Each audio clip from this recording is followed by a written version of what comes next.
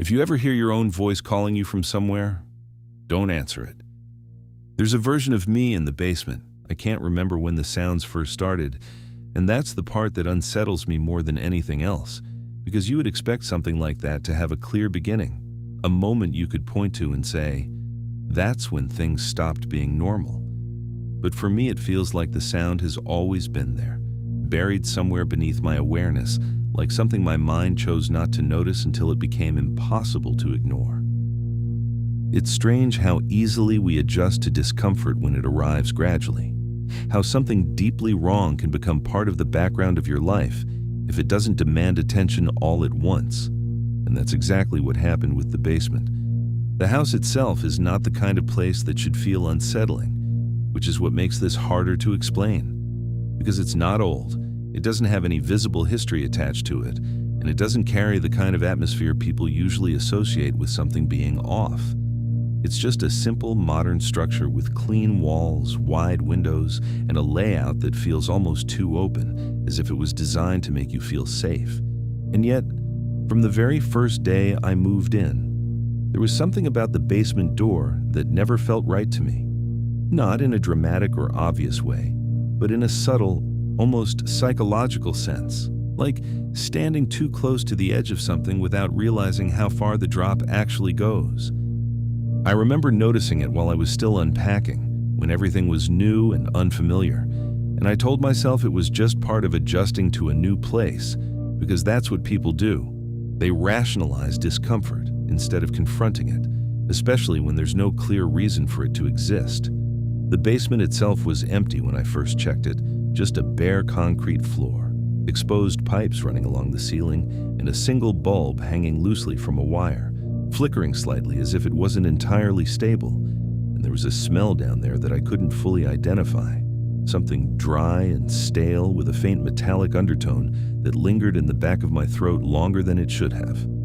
I remember standing at the bottom of the stairs for longer than necessary, scanning the corners of the room even though there was nothing there, and feeling this quiet, persistent sensation that I had interrupted something, not something visible or tangible, but something that existed in the space in a way I couldn't define. At the time, I laughed it off, because that's what logic tells you to do. It tells you that empty rooms are just empty rooms, that sensations without evidence are meaningless, and that your mind is simply reacting to unfamiliar surroundings.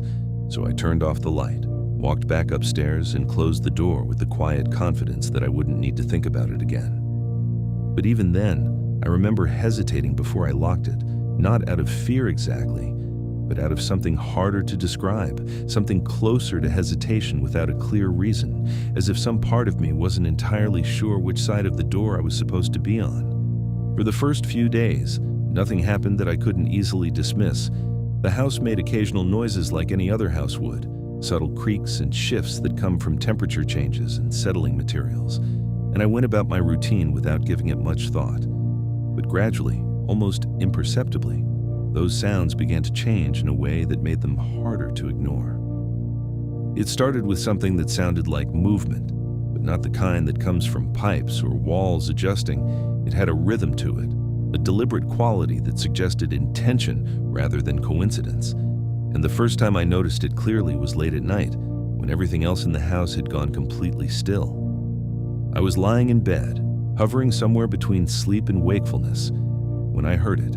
A soft, dragging sound coming from below, faint enough that I could have convinced myself it wasn't real if I hadn't been so still. And I remember holding my breath without realizing it, focusing all of my attention on that single noise as it repeated itself slowly, unevenly, as if something was being pulled across the floor in short, measured intervals. The moment I fully acknowledged it, the sound stopped. Not faded, not shifted, just stopped completely, in a way that felt too precise to be accidental, and I stayed there for a long time, staring into the darkness of my room, waiting for it to start again. But it didn't, and eventually I convinced myself that I had imagined it, because that was easier than accepting the alternative. The next night, it happened again, almost at the same time, and this time I stayed awake longer, listening more carefully, trying to catch some detail that would make it make sense. But every time I focused on it directly, it disappeared. leaving behind only silence that felt heavier than it should have. Over the next week, the pattern continued, becoming more consistent and more defined. And what disturbed me wasn't just the sound itself, but the way it behaved, the way it seemed to react to my awareness, as if it existed in relation to me rather than independently of me. It reached a point where ignoring it was no longer an option, not because it became louder or more aggressive, but because it became impossible to classify as something normal. And once something crosses that threshold in your mind, it changes the way you experience it completely. So one night, instead of trying to sleep, I stayed awake and waited.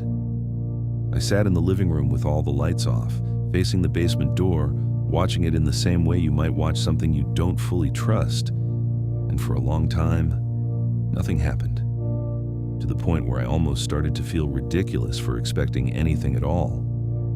But then, at exactly 1:13 in the morning, the sound began again. This time, it was clearer, closer, and unmistakably coming from the other side of the basement door, and there was no way to reinterpret it as anything else. It was movement, controlled and deliberate, accompanied by something else that I hadn't noticed before. Breathing, slow, steady, and undeniably human. I remember feeling my entire body tense in response, not in panic, but in a kind of heightened awareness that made everything feel sharper and more immediate. And for a moment, I considered leaving the house entirely, just walking out and not coming back. But that instinct was quickly replaced by something else: curiosity. Because no matter how uncomfortable something is, the need to understand it can be stronger than the need to avoid it, especially when it feels like it's connected to you in some way. So I stood up and walked toward the door, each step feeling heavier than it should have, as if I was moving against some invisible resistance. And when I finally reached it, I placed my hand on the handle and felt the breathing stop instantly. That silence was more disturbing than the sound had been. I opened the door slowly, expecting something, anything, but the staircase was completely dark, the light at the bottom unlit, and when I flipped the switch, nothing happened, leaving me staring into a darkness that felt unusually dense, as if it wasn't just the absence of light, but something occupying the space itself. I didn't go down that night. I closed the door, locked it, and told myself that I needed to think rationally before doing anything else. But the next morning, when I checked the door again, I saw something that removed any possibility of a rational explanation. There were long, vertical scratches on the inside surface, deep enough to expose the raw wood beneath the paint, arranged in uneven lines that suggested repeated attempts to claw through from the other side, from the inside. That detail stayed with me in a way I couldn't shake, because it completely changed the direction of every explanation I had tried to construct, forcing me to confront something I had been carefully avoiding, which was the possibility that whatever was causing the sounds wasn't trying to get into the basement, but trying to get out of it. I spent that entire day distracted, moving through my routine without actually engaging with it, replaying the previous nights in my head and trying to find some version of events that still fit within reality. But the more I thought about it, the less stable everything began to feel, as if my memory itself was no longer something I could rely on with certainty. Small inconsistencies started to surface, things that didn't feel significant at first, but slowly began to form a pattern that was harder to ignore, like objects not being where I remembered leaving them, or moments in my day that felt strangely disconnected, as if I had skipped forward without noticing the time in between. At first, I attributed it to stress, or lack of sleep, or the general disorientation that comes from moving into a new environment. But those explanations started to fall apart when the changes became more specific, more intentional, and more aligned with something that felt disturbingly deliberate. One evening, I found my phone sitting on the kitchen counter, even though I clearly remembered placing it on my bedside table before taking a shower. And while that could have been dismissed as forgetfulness, what made it unsettling was the way it was positioned, not just placed down casually, but aligned perfectly parallel to the edge of the counter, something I don't do. It wasn't my habit. It wasn't something I would even think about. But it was something someone else might do. That was the first time the thought entered my mind in a way that I couldn't immediately reject. The idea that whatever was happening in the basement wasn't confined to the basement anymore, but was somehow extending into the rest of the house in subtle, controlled ways. That night, I tried something different. Instead of ignoring the sounds or reacting to them instinctively, I decided to observe them more carefully, to treat them as data rather than fear, because if there was any pattern to be found, I needed to see it clearly. So I stayed awake again, this time with a notebook in front of me, writing down the exact time, the duration of each sound, the intervals between them, and anything else that might reveal something consistent. At 1:13 a.m., exactly as before, the sound began. The same dragging movement, slow and uneven, followed by the same pause whenever I focused too directly on it, as if it was aware of my attention in a way that didn't make sense. And then, after several minutes of this pattern repeating, something changed. The breathing started again, but this time, it was closer. Not just louder, but closer, as if whatever was producing it had moved toward the door itself, reducing the distance between us to something almost negligible. I stopped writing. I just listened. And then, for the first time, I heard something else layered within it. A voice. Faint, fragmented, not yet clear enough to understand, but unmistakably human in its tone and rhythm, like someone speaking from behind a wall, their words breaking apart before they could fully reach me. I stayed completely still, trying to isolate the sound, trying to catch even a single word, but every time I leaned into it mentally, it would distort slightly, slipping just out of clarity as if it was being pulled away from me. And then, suddenly, it stopped. Not gradually, not fading, but cutting off in a way that felt intentional, like a conversation ending mid-sentence. That silence felt heavier than anything that had come before it. Because now, it wasn't just movement. It wasn't just presence. It was communication. I didn't sleep that night, or the next. And by the third night, exhaustion started to blur the edges of everything, making it harder to distinguish between what I was experiencing and what my mind might be filling in on its own, which is exactly when things became more direct. I was sitting in my bedroom, the door slightly open, the hallway dimly lit by a single overhead light, when I heard it clearly for the first time. My name, spoken in my voice, not similar to it, not distorted, exactly my voice, with the same tone, the same cadence, the same subtle inflections that I had never consciously noticed until I heard them coming from somewhere else. I froze completely, every muscle in my body locking in place as if movement itself might confirm something I wasn't ready to accept, and I stayed like that for several seconds, waiting for it to happen again. And it did. This time, slightly louder. Come down. There was no confusion in the words now, no fragmentation, just a calm, steady instruction delivered in a voice that felt deeply familiar in a way that was almost comforting, which made it infinitely more disturbing. Because fear is easier to process when something feels hostile, but this didn't feel hostile. It felt reasonable. Like something that understood me, like something that was me. I don't remember deciding to stand up, but I did. And once I started moving, it felt less like a choice and more like a continuation of something that had already been set in motion, my body following a path that my mind hadn't fully agreed to yet. I walked out into the hallway, the floor beneath my feet feeling slightly unfamiliar, as if the space itself had shifted in some subtle way. And as I moved toward the basement door, I became aware of something that hadn't been there before. The house felt different. Not physically altered, but occupied. Like the silence was no longer empty, but filled with something that was observing, waiting, anticipating what I was about to do. The voice came again, softer this time, almost reassuring. You don't have to be afraid. And the way it said that, it wasn't dismissive. It wasn't manipulative in any obvious way.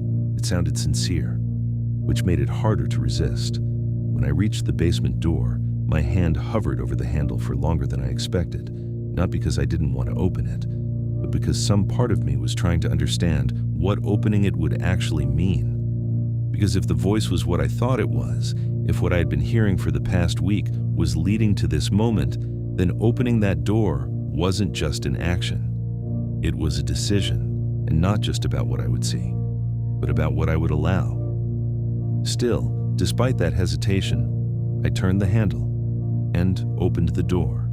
The light in the basement was already on, not flickering this time, steady, constant, as if it had been waiting.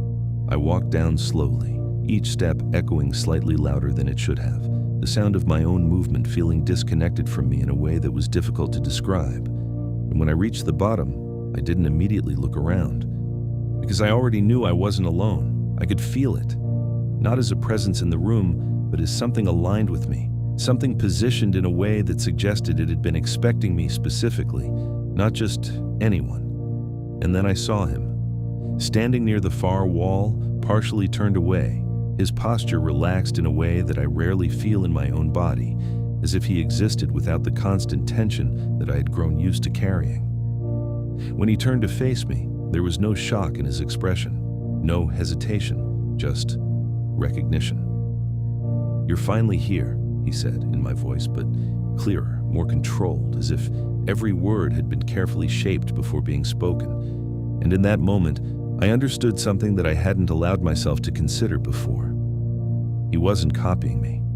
I was the imperfect version. "I've been trying to reach you," he continued, taking a slow step forward, his movement precise, deliberate, without the small inconsistencies that define most human motion. "But you kept ignoring it." I felt my throat tighten, not out of fear exactly, but out of something closer to realization, because everything he was saying aligned too well with my own internal thoughts, the things I criticize about myself, the things I try to fix but never fully do. "You hesitate too much," he said. "You doubt things that don't need to be doubted, and you leave things unfinished because you're afraid of what happens if you commit to them." Each sentence landed with a weight that felt personal, not like an attack, but like a statement of fact, and that made it harder to argue against. "I can fix that," he said simply. The way he said it wasn't forceful, it wasn't threatening, it was practical, like he was offering a solution. And for a brief moment, a dangerously brief moment, I considered what that might actually mean.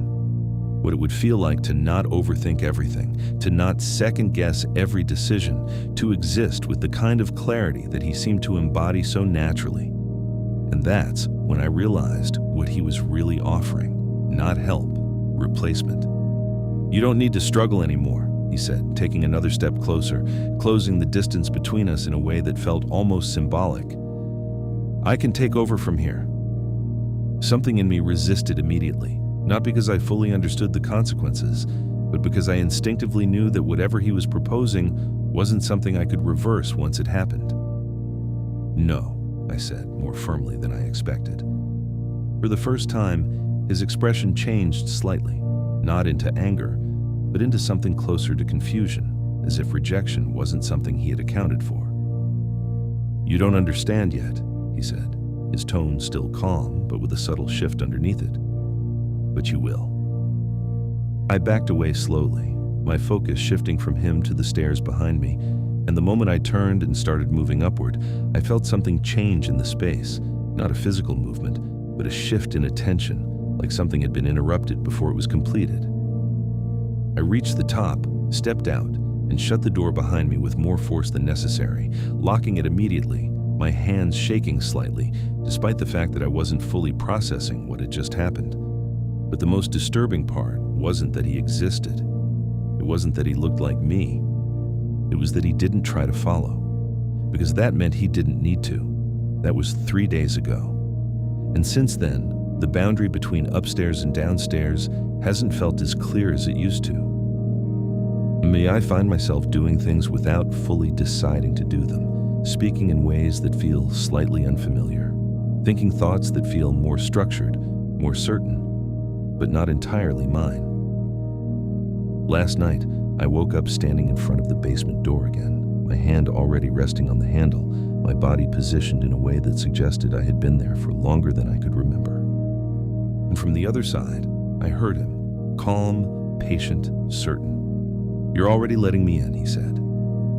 I haven't opened the door again. But I don't think that matters anymore. Because the more I pay attention to my thoughts, the harder it becomes to tell which ones are actually mine. If this felt real, that's because it was almost real. I'll see you in the next memory.